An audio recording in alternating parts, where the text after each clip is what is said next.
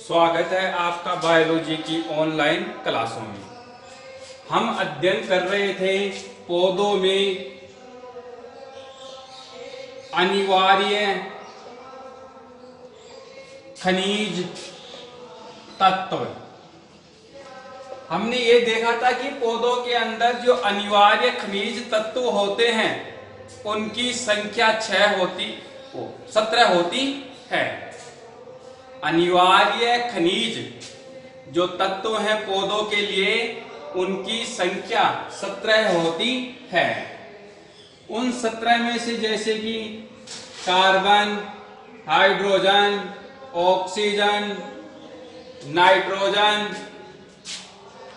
Phosphorus, potassium, calcium, magnesium, sulphur, iron, boron, manganese, zinc, copper, molybdenum, chlorine और nickel. ये जो 17 तत्व हैं वो पौधों के लिए अनिवार्य खनिज तत्व होते हैं। इनमें से जो 9 तत्व हैं carbon, hydrogen, oxygen, nitrogen, phosphorus, potassium, calcium, magnesium, sulphur, ये जो 9 तत्व हैं ये दीर्घ मात्रिक तत्व होते हैं पौधों के लिए। इनकी पौधों को अधिक आवश्यकता होती है। Iron, boron, manganese, zinc, copper, molybdenum, chlorine और निकेल, ये 8 ऐसे तत्व हैं जिनकी पौधों को कम मात्रा में आवश्यकता होती है। इनमें से हमने carbon, hydrogen, oxygen, nitrogen, phosphorus, इनका अध्ययन किया था। आज हम जैसे पोटेशियम है, कैल्शियम है, मैग्नीशियम है, सल्फर है, इनका अध्ययन करेंगे। जो ये 9 तत्व हैं दीर्घ मात्रिक तत्व, दीर्घ मात्रिक तत्व जो पौधों को अधिक मात्रा में चाहिए, और 8 तत्व हैं ये पौधों को कम मात्रा में चाहिए। इनको कहते हैं सूक्ष्म मात्रिक तत्व, लघु मात्रिक तत्व। पौधों को अपनी वृद्धि, अपना जीवन चक्र पूरा करने के लिए, अपनी जनन क्रिया को सुचारू रूप से बनाए रखने के लिए इन तत्वों की आवश्यकता पड़ती है।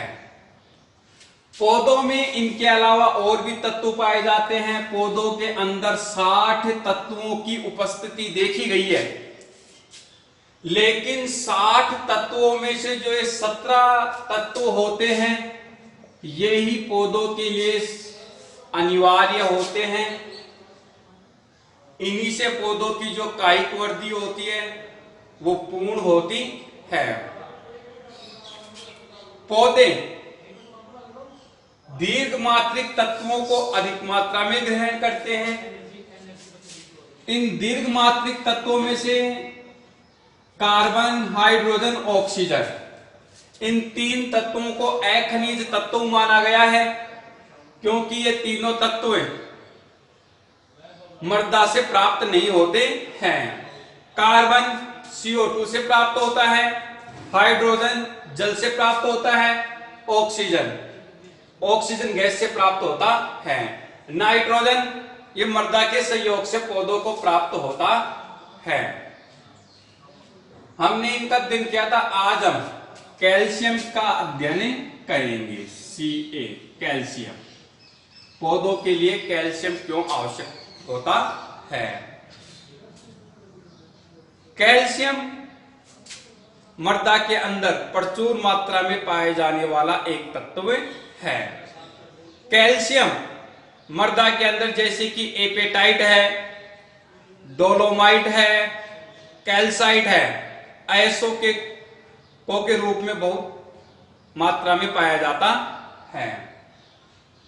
पौधों का जो संपूर्ण शुष्क भार होता है उसके अंदर जो कैल्शियम की मात्रा होती है वो 1 से लेकर 3.5% होती है। कैल्शियम जड़ों के विकास में महत्वपूर्ण योगदान देता है।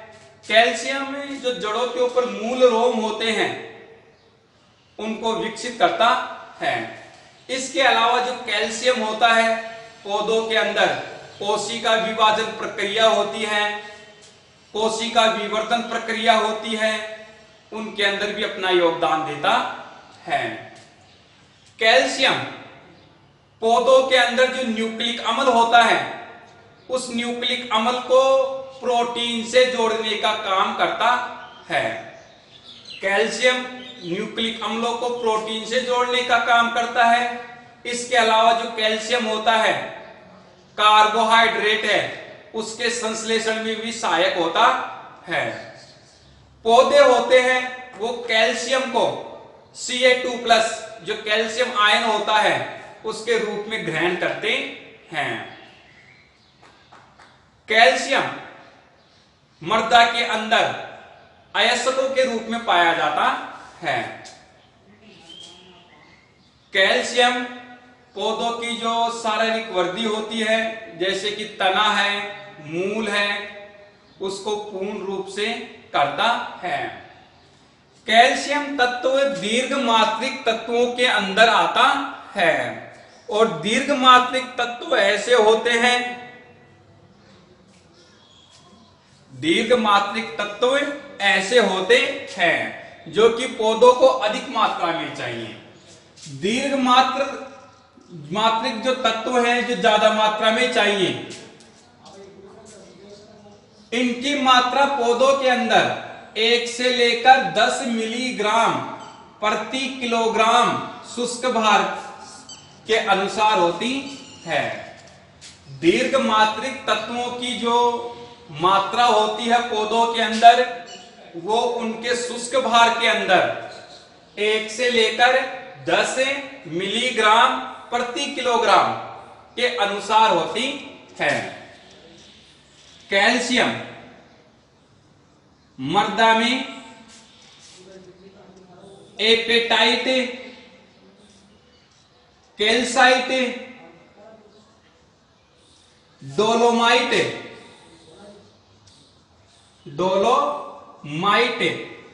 अयस्कों के रूप में पाया जाता है। कैल्शियम मृदा में एपेटाइट, कैल्साइट, डोलोमाइट अयस्कों के रूप में पाया जाता है। पौधे मृदा में से कैल्शियम को Ca2+ कैल्शियम आयन के रूप में ग्रहण करते हैं। पौधों का जो शुष्क भार होता है, पौधे के शुष्क भार में Ca2+ जो कैल्शियम तत्व होता है या कैल्शियम आयन है, इसकी जो मात्रा होती है 1 से लेकर 3.5% होती है।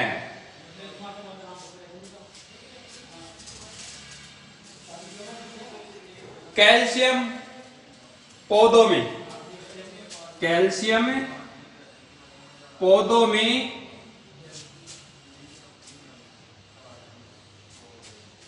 कोशिका कला सक्रिय परिवहन क्रिया का नियंत्रण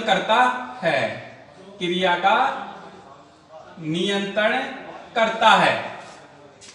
इसके अलावा जो कैल्शियम होता है वो पौधों के अंदर जैसे कि कोशिका विभाजन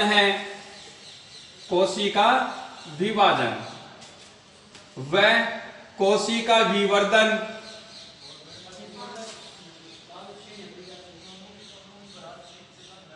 क्रिया का भी नियंत्रण करता है। कैल्शियम मूल रोमों के विकास को प्रेरित करता है। मूल रोमों के विकास को प्रेरित करता है।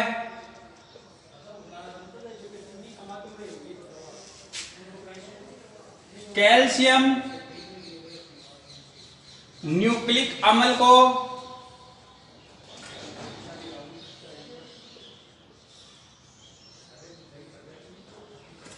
प्रोटीन से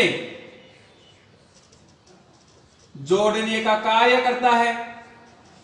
कैल्शियम प्रोटीन को न्यूक्लिक अम्ल से जोड़ने का कार्य करता है। इसके अलावा जो कैल्शियम होता है वह कार्बोहाइड्रेट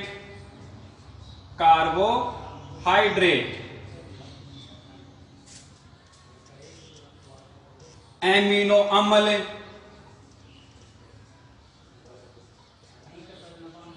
के संश्लेषण एमिनो अम्लों के संश्लेषण में भी सहायक होता है। जब कैल्शियम की कमी हो जाती है पौधों में, कैल्शियम की न्यूनता, तो उस समय पौधों के अंदर कुछ लक्षण उत्पन्न होते हैं। जब किसी भी तत्वों की कमी होती है पौधों के अंदर, तो वह तत्व जो कार्य करता है वो कार्य होना बंद हो जाते हैं और पौधों के अंदर उस तत्व की न्यूनता के जो लक्षण होते हैं वो प्रकट होने लगते हैं। कैल्शियम की कमी से जो पत्तियां होती हैं उनमें हरिमाहीनता उत्पन्न हो जाती है। कैल्शियम की कमी से पौधों में पत्तियों के अंदर हरिमाहीनता उत्पन्न हो जाती है। हरिमाहीनता का अर्थ होता है क्लोरोफिल का नष्ट हो जाना, और क्लोरोफिल नष्ट होता है तो पत्तियों का जो रंग हरा था वह हल्का पीला हो जाता है, भूरा हो जाता है या बैंगनी रंग का हो जाता है। सबसे पहले जो हरिमाहीनता होती है वह पत्तियों के किनारे दिखाई देती है। हरिमाहीनता पत्तियों के किनारे दिखाई देती है। कैल्शियम की कमी से जो पत्तियां होती हैं वो विकृत हो जाती हैं।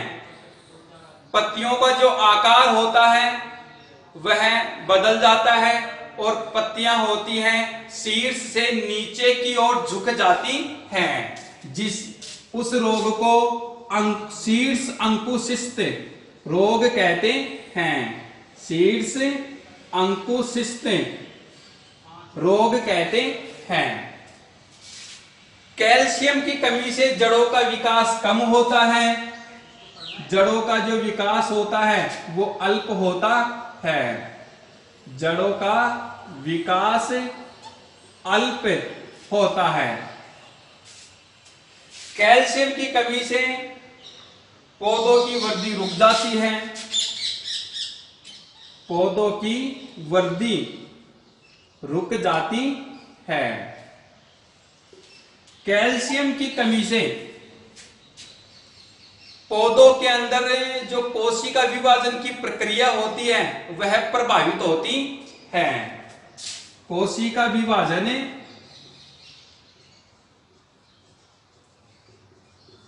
प्रभावित होता है। कैल्शियम की कमी से कार्बोहाइड्रेट है, एमिनो अम्ल है, इनका संश्लेषण भी रुक जाता है। कार्बोहाइड्रेट,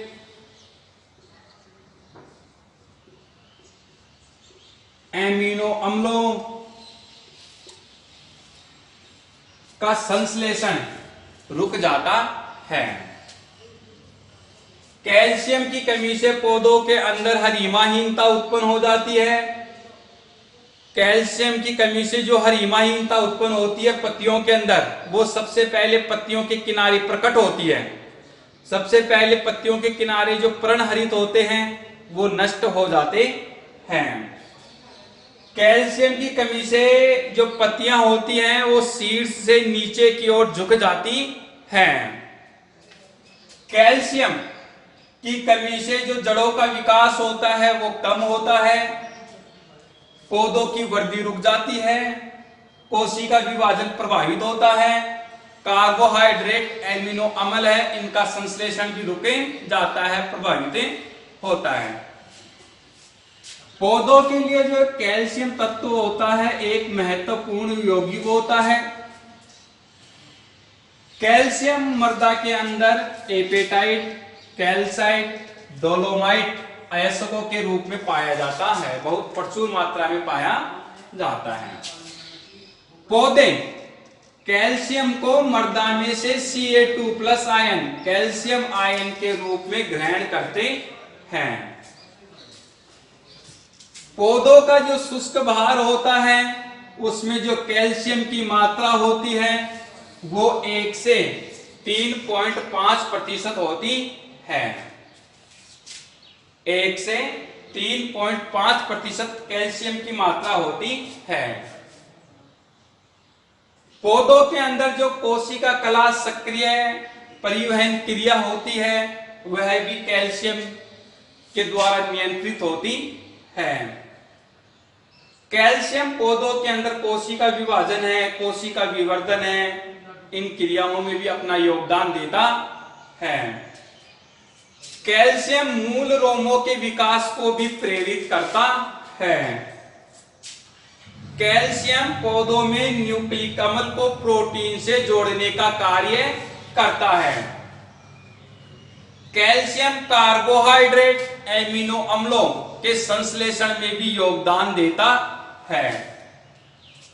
कैल्शियम की जब न्यूनता होती है पौधों के अंदर, जब कैल्शियम की कमी हो जाती है पौधों में, तो उस समय कुछ लक्षण उत्पन्न होने लगते हैं। कैल्शियम की कमी से पत्तियों के अंदर हरिमाहीनता उत्पन्न हो जाती है। पत्तियों के जो किनारे होते हैं वहां पर सर्वप्रथम हरिमाहीनता के लक्षण दिखाई देते हैं। हरिमाहीनता का अर्थ होता है क्लोरोफिल का नष्ट हो जाना।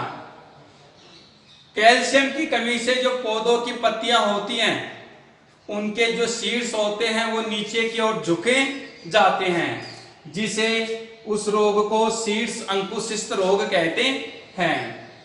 जड़ों का विकास कम होता है कैल्शियम से, पौधों की वृद्धि रुक जाती है, कोशिका विभाजन प्रभावित होता है और कार्बोहाइड्रेट एमिनो अम्लों का संश्लेषण भी रुक जाता है। तो ये कैल्शियम की न्यूनता के लक्षण थे। इसके अलावा जो कैल्शियम की कमी होती है उससे जो कोशिका का लचीलापन होता है, कोशिका भित्ति का जो लचीलापन होता है वह भी समाप्त हो जाता है। अगला तत्व है पोटेशियम। कैल्शियम के बाद में है पोटेशियम।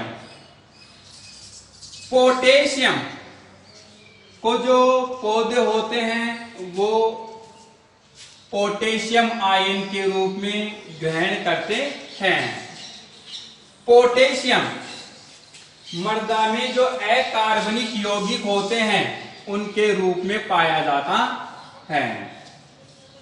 पोटेशियम तत्व भी पौधों के लिए एक महत्वपूर्ण होता है। पोटेशियम पौधों के लिए दीर्घ मात्रिक जो तत्व होते हैं, अन्य पोटेशियम के अलावा जो अन्य दीर्घ मात्रिक तत्व होते हैं उनकी तरह पोटेशियम का पौधों के अंदर कोई विशेष योगदान नहीं होता है, लेकिन जो फिर भी जो पोटेशियम होता है पौधों की महत्वपूर्ण जो जैव रासायनिक क्रियाएं होती हैं उनको पूर्ण करने में अपना योगदान देता है। जैसे कि ऋणायन उदासीन है, उसके अलावा जैसे कि परासरण विभव है, एंजाइम सक्रियण कला अभिगमन है, ऐसी क्रियाओं के अंदर अपना योगदान देता है। पोटेशियम को जो पौधे होते हैं वो पोटेशियम K+ आयन के रूप में ग्रहण करते हैं। पोटेशियम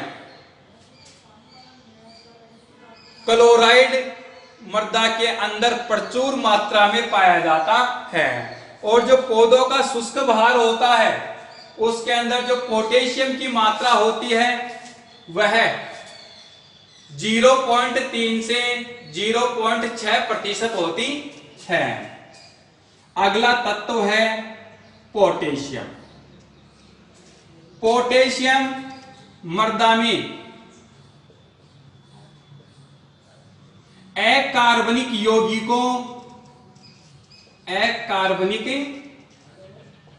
यौगिकों जैसे कि पोटेशियम सल्फेट,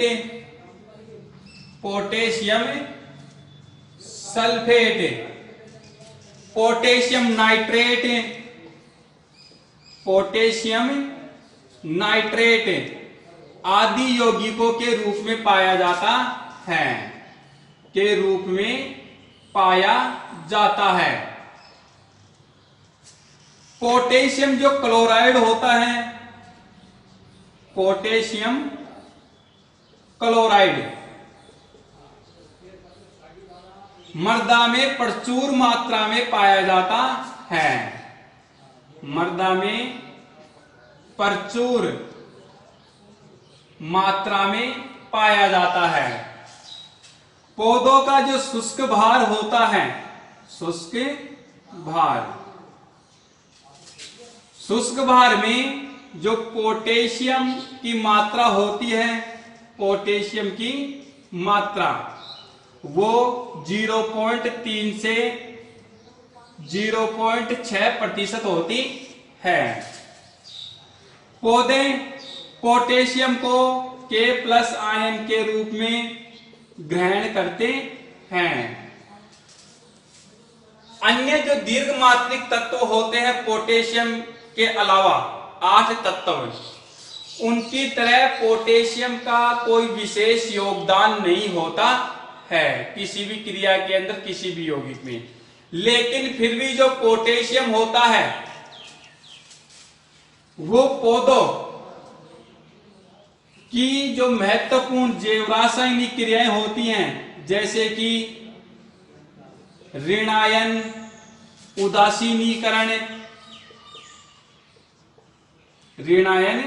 उदासीनीकरण, एंजाइम सक्रियण परिगमन, एंजाइम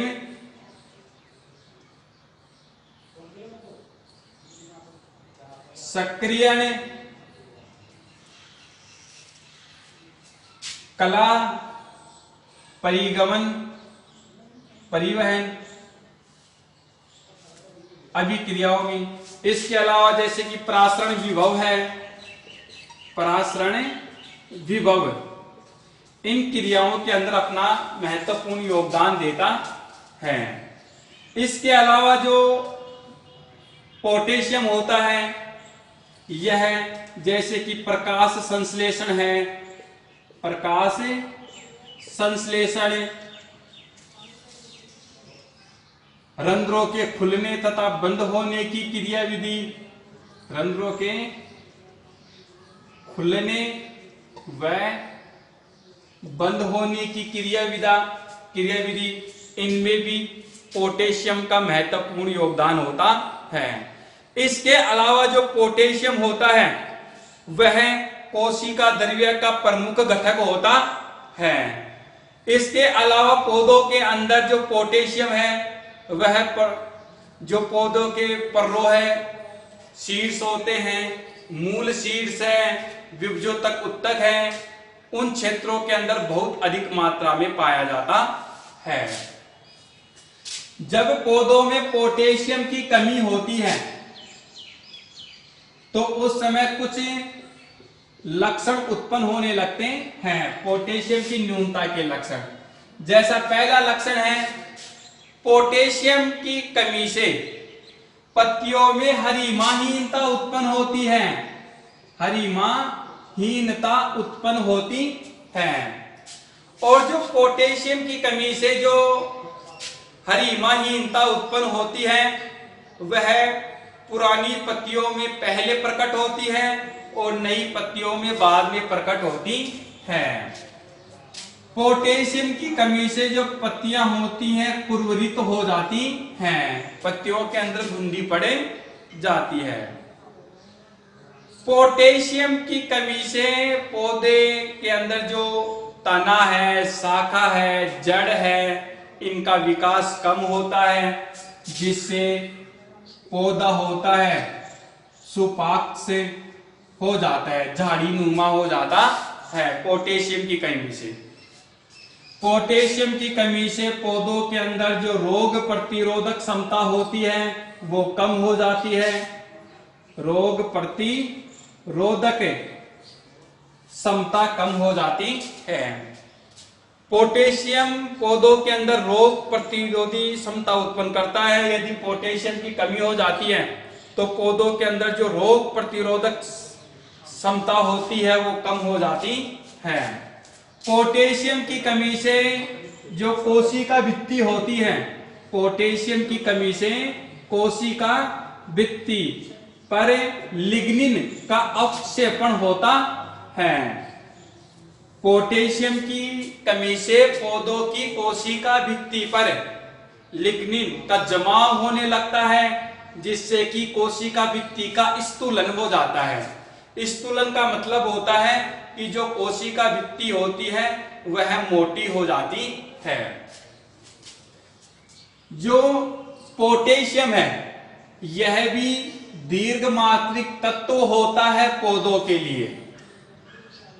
पोटेशियम मृदा में अकार्बनिक यौगिक जैसे कि पोटेशियम सल्फेट, पोटेशियम नाइट्रेट के रूप में पाया जाता है।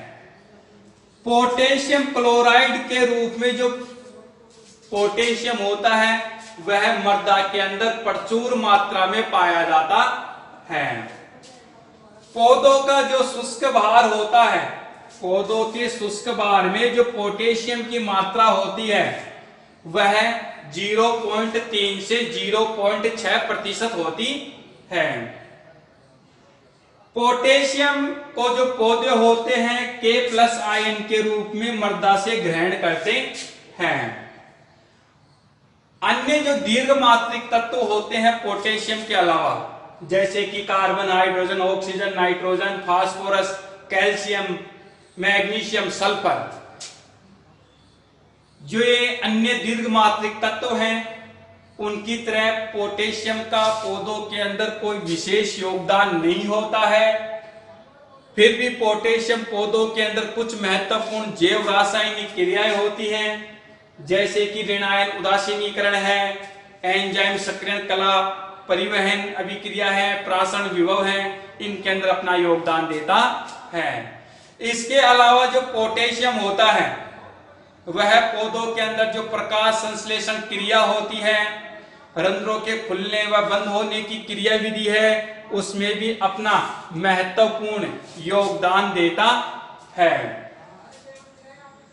प्रकाश संश्लेषण और रंध्रों की जो खुलने की क्रिया विधि होती है उनमें भी पोटेशियम का एक महत्वपूर्ण योगदान है। इसके अलावा जो पोटेशियम होता है वो जो कोशिका द्रव्य होता है पौधों के अंदर, उसका एक महत्वपूर्ण घटक होता है। पोटेशियम जो पौधों के अंदर मूल शीर्ष है, पररोह शीर्ष है, विभजोतक क्षेत्र है, उनके अंदर प्रचुर मात्रा में पाया जाता है। जब पोटेशियम की कमी होती है पौधों के अंदर तो उस समय कुछ न्यूनता उत्पन्न हो जाती है, कुछ लक्षण उत्पन्न होते हैं, जैसे पत्तियों के अंदर हरिमाहीनता उत्पन्न होती है, और जो हरिमाहीनता होती है वह पहले पुरानी पत्तियों में प्रकट होती है और फिर बाद में नई पत्तियों के अंदर प्रकट होती है। हरिमाहीनता का अर्थ होता है जो पत्तियां होती हैं उनके अंदर जो क्लोरोफिल यौगिक होता है वह नष्ट हो जाता है, जिससे जो पत्तियां होती हैं उनका जो रंग होता है वह हल्का पीला हो जाता है, बैंगनी हो जाता है। पोटेशियम की कमी से पत्तियां कुरवरित हो जाती हैं, पत्तियों के अंदर घुंडियां पड़ जाती हैं। पोटेशियम की कमी से पौधे का जो प्ररोह तंत्र है, तना है, शाखाएं हैं, पत्तियां हैं, उनका विकास कम होता है और जो पौधा होता है सुपाक्ष हो जाता है। सुपाक्ष का अर्थ होता है पौधा झाड़ी नुमा हो जाता है। पोटेशियम की कमी से पौधों के अंदर जो रोग प्रतिरोधक क्षमता होती है वो कम हो जाती है। पोटेशियम की कमी से कोशिका भित्ति पर लिग्निन का जमाव होने लगता है, जिससे जो कोशिका भित्ति होती है उसका स्थूलन हो जाता है, कोशिका भित्ति मोटी हो जाती है। पौधों में जो अनिवार्य खनिज तत्व हैं 17, इनमें से 9 तत्व ऐसे हैं जो दीर्घ मात्रा में चाहिए जैसे कार्बन है, हाइड्रोजन है, oxygen, nitrogen, phosphorus, potassium, calcium, magnesium, sulphur. ये 9 तत्व हैं ऐसे हैं जो पौधों को अधिक मात्रा में चाहिए। अधिक मात्रा में जैसे कि इसका अर्थ है कि पौधों का जो शुष्क भार होता है उसके अंदर 1 से लेकर 10 मिलीग्राम प्रति किलोग्राम या प्रति लीटर सांद्रता के अनुसार ये तत्व पाए जाते हैं पौधों के अंदर। हमने जैसे कि कार्बन है, हाइड्रोजन है, ऑक्सीजन है, नाइट्रोजन है, फास्फोरस है, पोटेशियम और कैल्शियम, इनका हमने अध्ययन किया 7 तत्वों का। अब पौधों के अंदर इन दीर्घमात्रिक तत्वों के अंदर 3 ऐसे तत्व हैं जैसे कि नाइट्रोजन है, फास्फोरस है और पोटेशियम है। इन तत्वों की जो पौधों को सर्वाधिक मात्रा में आवश्यकता होती है और ये 3 ही तत्व ऐसे हैं जो पौधों को अधिक मात्रा में चाहिए और ये मृदा के अंदर भी सबसे कम मात्रा में पाए जाते हैं। मृदा के अंदर भी 3 तत्व सब कम मात्रा में पाए जाते हैं और पौधों को इनकी सबसे अधिक आवश्यकता होती है। इसलिए जो ये तीनों तत्व हैं, इन तीनों तत्वों को क्रांतिक तत्व कहते हैं। क्रांतिक तत्व कहते हैं। नाइट्रोजन, फास्फोरस और पोटेशियम को क्रांतिक तत्व कहते हैं। अब जैसे कि दीर्घमात्रिक तत्व हैं मैग्नीशियम, सल्फर, इनका हम नेक्स्ट वीडियो के अंदर अध्ययन करेंगे। धन्यवाद।